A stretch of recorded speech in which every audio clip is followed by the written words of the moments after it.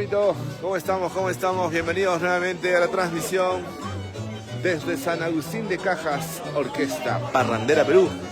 ¿Cómo estamos, chicos? ¿Cómo estamos? Conéctense, compartan la transmisión. Somos de Orquesta Parrandera. Estamos el día de hoy con nuestros amigos de San Agustín de Cajas en esta bonita Zafacasa. Por parte de nuestros amigos, pues que... A ver, un ratito, por favor. Nuestros amigos anfitriones, que son pues Luis Gutiérrez Córdoba y Liliana Porras Turín. Así que quedan todos invitados los que están de repente cerca a San Agustín de Cajas a darle una vueltita por acá. Estamos acá en la plaza principal a una cuadra.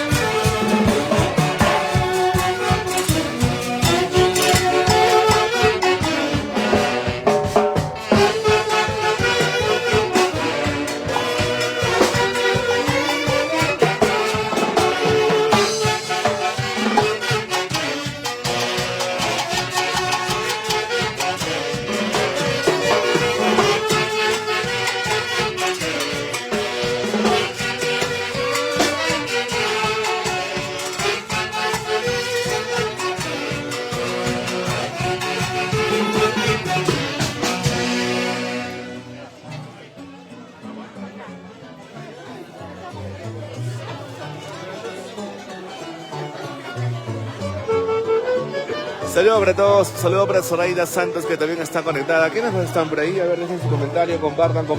Saludos para todos los padrinos. Y por supuesto, hoy 8 de marzo queremos hacer llegar nuestros saludos para todas las mujeres. Hoy en su día, feliz Día de la Mujer. Para todas las mujeres luchadoras, esas mujeres trabajadoras que día a día pues salen adelante. Un saludo desde San Agustín de Cajas de parte de la Orquesta Parrandera Perú. Hoy en su día, feliz Día de la Mujer. Muchas rosas, muchas flores para todos. Y para nuestras madrinas también, Erika Fuster, Trina, también del Cerro de Pasco.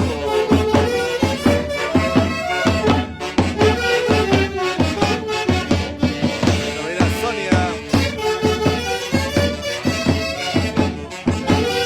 Y Confecciones Solidex.